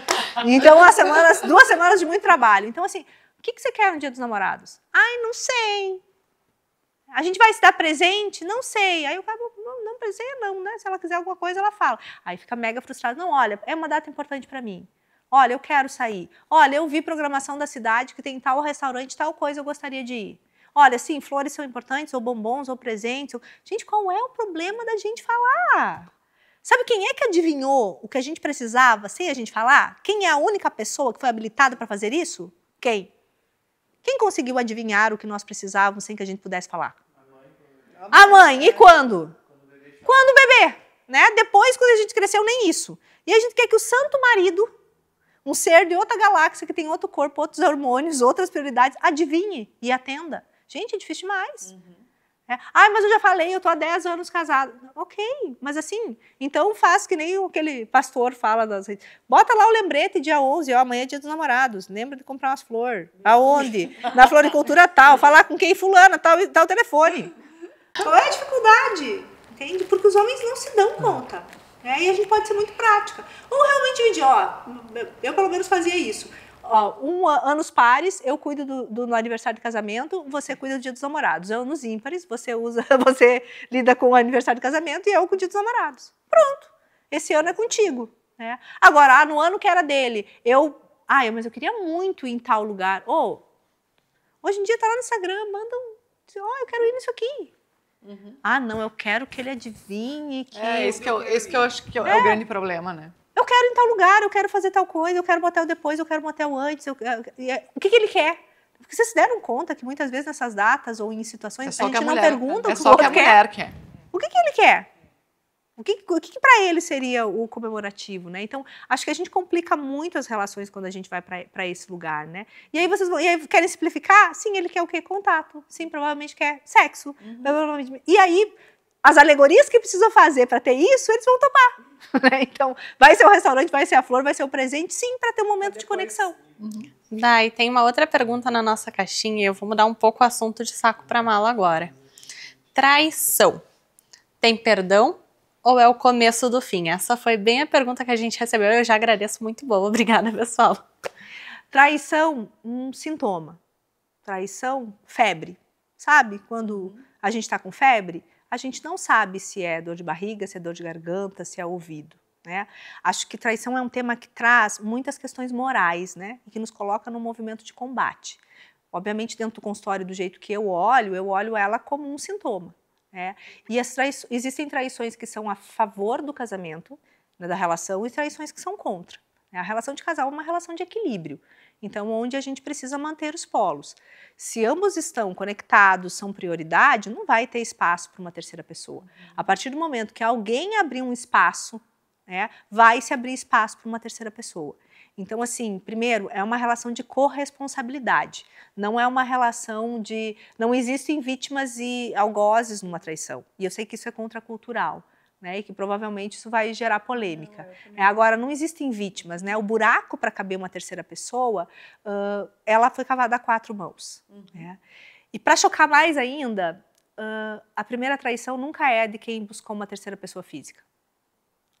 Sempre que existe traição dos dois lados. E nunca começou objetivamente por quem traiu. Traiu classicamente com alguém se envolvendo. Então, quer dizer, o casal tem uma prioridade como casal, e alguém colocou outra coisa, alguém arrumou um amante. Só que o grande problema é que o primeiro que arruma um amante socialmente aceito. Então, é o filho que nasce, eu dou toda a minha atenção, é o meu pai, minha mãe que me demandou, é um projeto de trabalho, é um esporte, alguma meta que eu coloquei. Isso tira a prioridade. Em vez de eu olhar para o nós, para a relação, para o outro, isso vira o meu apaixonamento.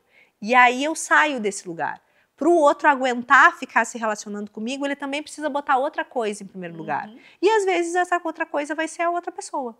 Que às vezes vai estar a serviço simplesmente de demonstrar isso, ou tem um buraco aqui. Né? E aí o tipo de traição vai evidenciar muito isso. Atraiu por sexo. Qual é o gargalo? Procurou uma garota de programa. Sexo.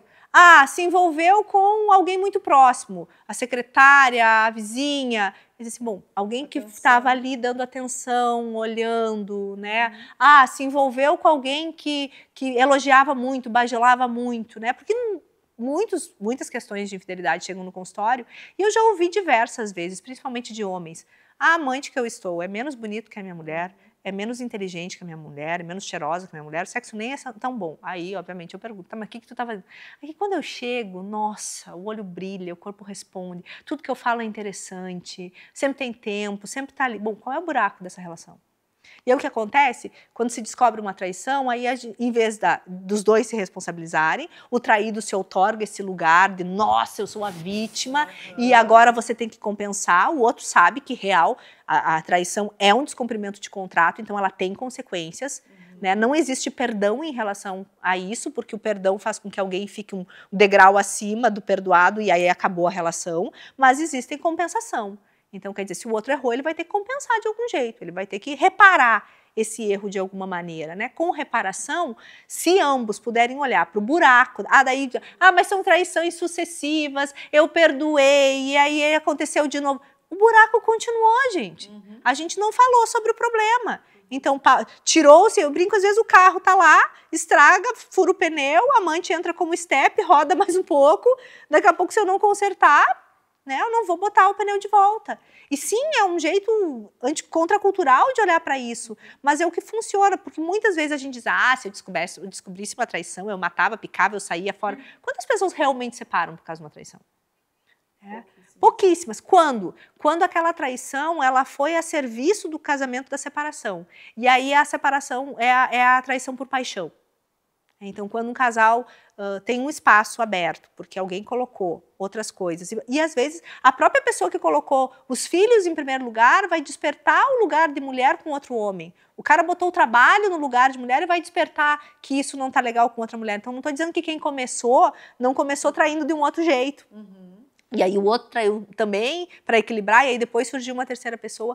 Mas a única traição que realmente gera ruptura é a traição por paixão. E a gente pode entender isso de um jeito bem biológico, né? A paixão é o último recurso que a vida tem para recalcular a rota. Então você está lá numa relação que não está te nutrindo, que não está sendo capaz de te fazer se sentir bonita, legal, ou o cara se sentir potente. A tua vida está indo para um rumo onde você está indo para pouco recurso, e aí você tem uma explosão neurobiológica de paixão com outra pessoa para corrigir essa rota. Fazendo o teu cérebro dar uma bugada para que você tenha a força de sair daquela relação que não é nutritiva para poder realmente voltar para os trilhos da tua vida, de realmente se sentir vivo, se sentir visto, assim. Então nós temos as traições que estão a serviço do casamento, que elas vão evidenciar a falta, e que quando o casal tem maturidade para sentar, olhar, muitas vezes vão precisar de ajuda, né? E aí, quem tem mais potência, isso é importante. Aquele casal que descobre a traição, fica quieto, não conta para os amigos, não conta para a família, vai procurar terapia, resolve entre os dois, porque muitas vezes ele te traiu, e aí tu contou isso para a cidade inteira, já equilibrou, né? Ele te traiu e você ferrou com a reputação. Tá equilibrado, gente. Já pagou essa conta. E depois tu vai ter que conviver com isso. Então isso é algo muito íntimo. Quando a gente percebe isso, a melhor coisa é silenciar, é procurar uma ajuda qualificada, é ver onde que está o buraco e ver realmente, está a serviço de mostrar, olha, a traição muitas vezes é a sirene que vai tocar, não tá legal, tem espaço. Principalmente porque todo mundo teria capacidade de não ser pego. Em geral, quem é pego, uma traição descoberta, o traidor queria que aquilo fosse descoberto, mesmo que inconscientemente. Quer que a sirene toque para que o problema seja resolvido. Se a gente consegue tratar isso com responsabilidade, ambos poderem ver a sua participação, sem entrar nesse lugar de vítima e algoz, consegue se ver qual é o buraco, né? O traidor é ouvido com relação à sua demanda, o traído consegue dizer, sim, eu não estou conseguindo dar isso por causa disso, disso e disso, e a gente realmente consegue tapar o buraco, pode ser que isso nunca mais aconteça. E que a relação ganhe uma potência muito maior. Muitos casais, depois de uma infidelidade, começam a ser mais honestos, ter diálogos mais claros, conseguem mapear perigo, conseguem, tô começando a me afastar de ti, tô começando a olhar para os lados, volta que eu preciso de ti. Olha, para que eu me sinta satisfeita, eu preciso que a nossa sexualidade seja de tal jeito. Olha, minha questão é a atenção, tu tá me admirando pouco, já tô achando bonito quem tá me admirando lá fora. Volta a me olhar. Quando isso vira um mecanismo de aprendizagem, o casal ganha muita potência. Quando é uma paixão, certamente vai ajudar para que um diga, olha, não estou mais aqui e a gente precisa separar, e a traição é a porta de saída. E muitas vezes aí eu dou a chave dourada para o outro, você foi traído, agora você pode desistir de mim, você pode me pintar de demônio, né, e ir para um lugar e conseguir separar. Então é um tema sensível, e acho que primeira coisa assim, esses clichês, perdoar, esquecer, botar uma pedra nisso e recomeçar, nunca vai funcionar. Então a gente precisa olhar o que isso significa, qual a responsabilidade de cada um nisso e qual a mudança de comportamento, de comprometimento, de organização vai precisar. Vai ter que ter reparação? Sim, sim. Né? A confiança vai ficar abalada e daqui a pouco vão ter que fazer mais coisas juntos, vão ter que compartilhar localização, vão ter que deixar ver uma rede social um do outro, vão ter que construir uma série de outras coisas para compensar essa dor? Sim, não pode ficar impune, tem que equilibrar de algum jeito. O problema é que o pessoal equilibra de jeitos ruins, difamando, falando, né, pintando o outro de monstrinho, né, e depois volta e fica junto, e aí fica terrível, né, podendo fazer coisas que vão compensar de um jeito negativo. Aí então, aquele meme, né, Dai, não vamos poder voltar, eu já falei mal de você para todas as minhas amigas. E aí o que a gente faz é isso, né, a gente traz essas imagens nossas para os outros colocam as suas imagens também, e aí depois a gente não consegue mais olhar para a pessoa. Eu, por exemplo, tenho essa prática, uma amiga veio me falar, falei, tá, você quer que eu continue gostando dele para poder defender ele para você? Nem vou te ouvir. Tipo, e a gente se envergonha com relação a quando a gente vai conversar. Vocês já perceberam isso? Então, assim, eu tô chateada com o namorado, né? Então, se eu quero ficar com ele, eu vou conversar com ela, que é casada, legal, que vai dizer, ai, pensa bem, ele é um cara legal e tal. Agora, se eu já tô com outro cara em mente, que eu só quero dispensar esse, né? Eu vou conversar com a solteira, que vai dizer, banda puta que pariu, o que tu tá pensando? A gente escolhe os nossos aliados. A gente sabe o que vai ouvir de cada pessoa. Exatamente. O que a gente quer ouvir. E aí olha o perigo, porque daí eu vou usar as imagens de outra pessoa para validar a minha percepção, para poder alfinetar o outro. Então vamos ser mais responsáveis, né? O que eu quero? E sim, acho que a troca como mulheres, a gente conversar sobre, mas relação de casal é uma coisa tão íntima, a gente deveria falar muito pouco. Deveria compartilhar muito pouco, a gente deveria contar do nosso maravilhamento, das coisas que a gente aprende com o outro, daquilo que a gente realmente alcança, a gente poderia trocar dica de lubrificante, de motel legal, de loja de lingerie, de coisas que eu fiz que eu gostei, mas a gente tem essa tendência, né, de querer se reunir para reclamar, de querer falar, de querer buscar aliados, e isso vai ser muito nocivo para a relação. Uma relação de casal, principalmente as relações que estão começando, né, quando a gente está começando uma relação, a gente não deve falar sobre ela. A gente deve deixar, né, ficar mais quentinho e deixar isso crescer e vender a melhor imagem da pessoa para os outros, para que as pessoas possam oferecer o melhor olhar também para quem a gente está trazendo para a nossa vida, e a gente poder ter essa responsabilidade. Então, traição é realmente poder viver essa dor, é algo muito doloroso, é traumático, vai precisar de um processamento, leva um tempo, é um baque, mas pode ser uma oportunidade de crescimento gigante. Né? E quem tem padrões morais muito rígidos com relação a isso, acaba perdendo boas relações em nome de uma moral que é uma oferenda ao nada. Né? Quantas pessoas a gente sabe que não estão com alguém por orgulho e que vão passar o resto da vida secretamente amando aquela pessoa, mas não, imbalável em suas convicções e que eu jamais voltarei, porque o que é um desperdício de vida, né? Somos humanos, somos falhos, né? Vamos se deixar levar muitas vezes por situações. Ninguém pode erguer a mão e dizer jamais trairei, jamais vai acontecer comigo. É uma coisa que todos estamos suscetíveis. Assim como não podemos dizer, jamais matarei alguém. Chega perto do teu filho, porque ele está em risco. Não mata? Mata! Então, enquanto a gente vai para lugares morais tão pouco úteis, né? Então, traição é um tema sensível, precisa ser olhado com carinho. Que merece um outro programa para a gente falar só sobre isso, né? Boa ideia. Janes. Vamos fazer um só sobre traição. Vamos fazer um só sobre traição. Janesca, chegou a tua hora agora de fazer aquelas perguntinhas rapidinhas que a gente gosta tanto de ouvir. As rapidinhas hoje caíram bem, né? Fechou com o tema, né? Então, Dai, um livro que tu tenha gostado e que tu indica para as nossas telespectadoras, que tenha feito sentido para ti. Olha, já que nós falamos tanto de relacionamento, eu li um livro que vai surpreender, que é As Lições que eu Aprendi com a Baleia Chamu. Essa é uma pesquisadora, adestradora de baleias, que descobriu que os adestramentos de mamíferos também funcionavam para maridos.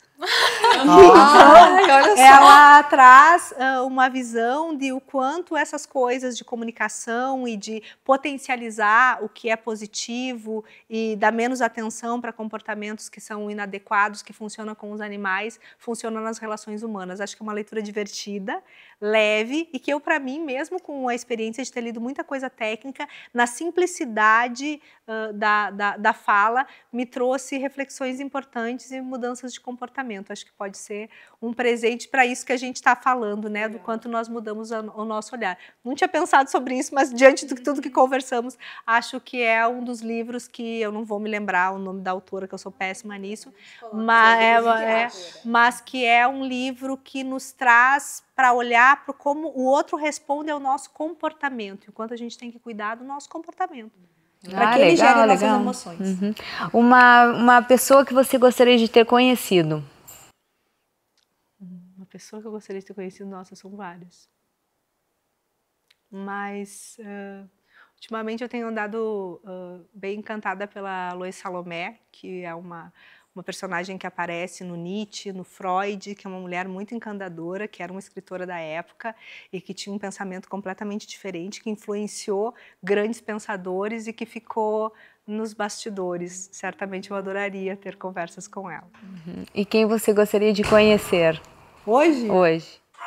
Também muitas pessoas, assim, tem uma pessoa que eu conheço virtualmente, que eu quero conhecer pessoalmente, que é a Isabelle de Anchieta, que é uma socióloga, que inclusive escreveu uma trilogia sobre mulheres, a imagem da mulher no mundo, assim, que passa desde a antiguidade até a idade moderna, e que tem um olhar para o feminino muito...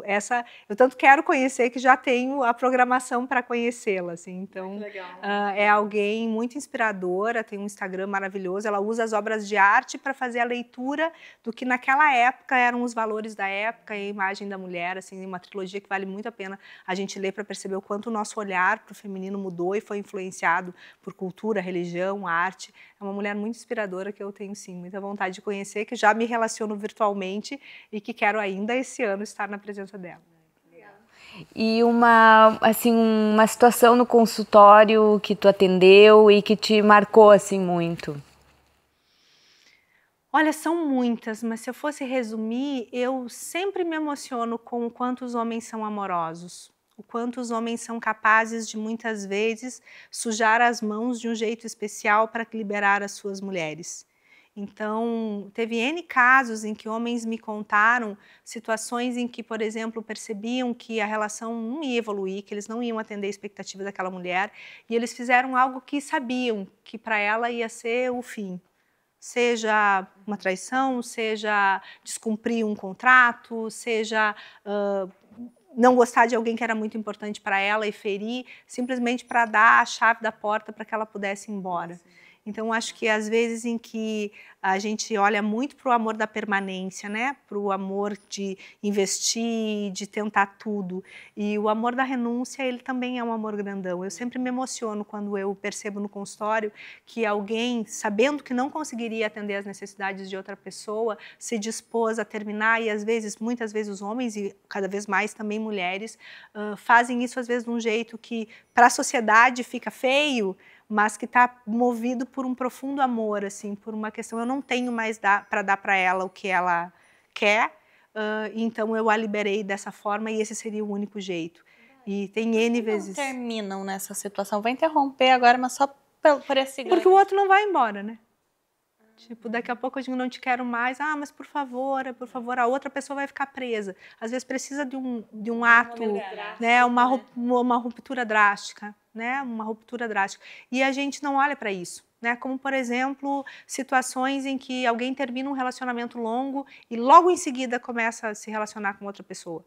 É um jeito de cortar, né? É um jeito de fazer o outro desistir, né? De mostrar que seguiu. Então, é um jeito doloroso, né? O mais bonito seria esperar muito tempo, seria, olha, provar o amor. Não, eu corto, eu desconstruo a imagem que eu tenho, faço o outro desconstruir a imagem que tem de mim para que o outro fique livre. Então, acho que as histórias mais emocionantes que eu tenho no consultório são testemunhar o quanto as pessoas são amorosas. E o quanto, às vezes, a gente olhando de fora, a gente vê atitudes desengonçadas, né, que são movidas por um profundo amor e um profundo respeito pelos movimentos individuais de cada pessoa. Eu tenho o privilégio de compartilhar isso diariamente, né, de ver as pessoas mostrando o seu melhor, e essa talvez seja, para mim, a coisa mais especial, né, de todo e qualquer trabalho dentro do consultório. Você poder entrar na intimidade das pessoas, conhecê-las como elas são e ver o quão maravilhosos. Assim, então, talvez as coisas que mais me chamam a atenção e que me qualifica muito para atender homens, para atender casais, na minha família foi sempre muito fácil olhar o amor dos homens, porque as mulheres eram muito amorosas em reconhecer isso. Então, para mim, eu já tinha essa abertura e ver quanto a gente ainda se relaciona com o masculino agressor, tóxico, narcisista e tal, e que muitas vezes eles estão sujando as mãos. Eu não vou ligar e vou ser filho da puta mesmo para que ela desligue, porque eu não tenho para dar o que ela quer. O quanto tem atitudes que, para a gente olhando de fora, são extremamente, reprováveis e são movidas por respeito. Eu tenho a chance de testemunhar isso no consultório e essas são as histórias que realmente me emocionam. Que às vezes o paciente sai e eu fico, uau.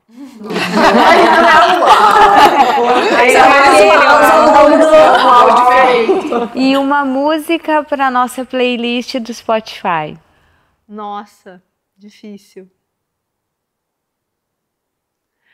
Eu acho que ultimamente a que eu tenho ouvido, eu sou muito eclética. More Than Words.